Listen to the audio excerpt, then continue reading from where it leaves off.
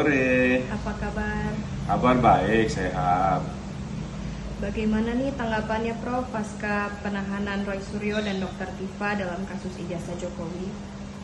Ya, saya kira penyidik dalam hal ini Polda Metro Jaya, saya kira punya pertimbangan tersendiri ya. Karena memang kasus ijazah Jokowi ini cukup lama, ya sudah hampir setahun. Karena pelaporan Pak Jokowi itu bulan April 2005, ini sudah Juni, berarti sudah 1 tahun lebih. Saya kira dari alat bukti, kemudian saksi-saksi, kemudian saksi ahli, saya kira penyidik punya pertimbangan ya, mengapa Roy Suryo dan Tifa dalam klaster 2 ini ditangkap. Karena saya melihat ya bahwa dua orang ini sudah tersangka, tetapi masih mengulang-ulang perbuatannya ya, bahkan membawa-bawa atau menyeret nama-nama ya yang dituduh mencetak ijazah Jokowi. Nah, ini artinya bukannya calling down tapi justru mengulang-ulang perbuatannya. Bahkan mengatakan 99,9% ijazah Jokowi palsu, dan itu diulang-ulang di dalam media baik di TV ataupun di media sosial. Nah, sehingga hal ini mungkin ya penyidik punya strategi bahwa setelah ditetapkan tersangka, apakah tidak mengulangi perbuatannya. Ternyata mengulangi perbuatannya, bahkan menyeret namanya Pak Pratekno, namanya Pak Widodo, namanya Prof. Aiman atau saya, dan namanya Ego Sulistyo. Nah, ini artinya bahwa bukti-bukti mengulang inilah mungkin yang menjadi pertimbangan. Dan memang harusnya, karena pengenaan pasal yang dituduhkan oleh Roy Suryo dan Tifa ini adalah ada pasal IT yang jeratannya adalah 5 tahun ke atas, saya kira memang sepatutnya ditahan.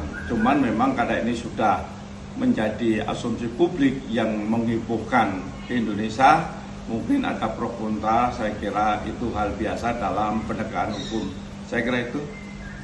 Baik, selanjutnya bagaimana tanggapan Prof selaku pihak yang ikut difitnah nih dalam mencetak ijazah Jokowi?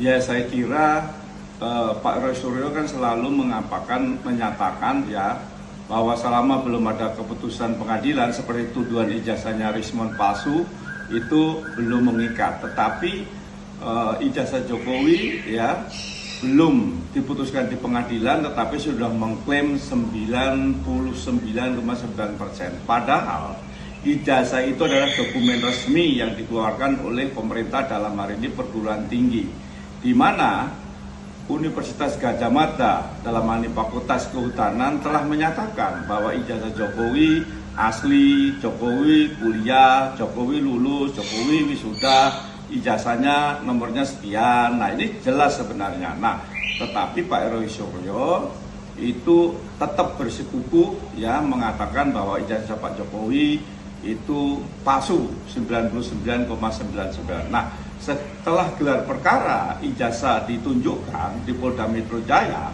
beberapa tersangka menyadari seperti Egy Sujana, kemudian Rismo. Nah, akhirnya menyadari bahwa ternyata memang ijazah Jokowi ada. Nah, tetapi Tifa dan Roy Suryo ini terus menerus. Nah, tanggapan saya bahwa ke depannya ya kita ini harus praduga tak bersalah.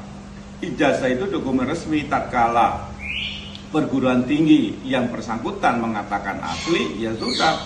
Jadi sebenarnya rakyat harus jelas bahwa ini bukan kriminalisasi, memang ini tindakan pidana yang betul-betul ya melanggar hukum, karena pihak yang mengeluarkan ijazah sudah menyatakan asli, tetapi dia masih asumsi sendiri mengatakan palsu 99,9%.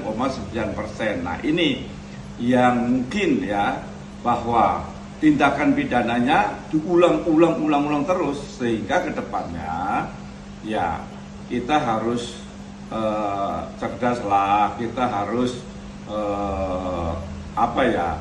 jangan mudah menuduh, apalagi Pak Jokowi ini mantan presiden Ya, presiden ke-7 yang sudah mengabdi 10 tahun ya, masa sih digitukan. Kalau memang berdalih dia peneliti, ya harusnya datang ke Pak Jokowi. Pak, saya ingin melihat ijazah Pak Jokowi. Datanglah ke UGM, apakah benar? Nah, ini kan enggak. Jadi ini bukan murni peneliti. Jadi ini memang menuduh, mencemarkan nama baik. Saya kira ya karena berani berbuat ya konsekuensi hukum yang harus berani menghadapinya. Jadi jangan dipelintir seolah-olah ini kriminalisasi, nggak sesuai dengan perundang-undangan. Saya kira itu. Terima kasih.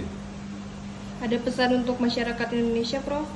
Ya, saya kira masyarakat karena media sosial ini begitu dahsyat bisa mempengaruhi pola pikir masyarakat. Saya kira masyarakat juga tidak mudah percaya dengan informasi yang ada di media. Seperti ini kan saya sangat prihatin benar. Presiden Jokowi sudah mengabdi kepada rakyat, tetapi begitu dihembuskan, ini kan sebuah opini agar Pak Roy Suryo dan teman-teman ini dapat dukungan dari masyarakat.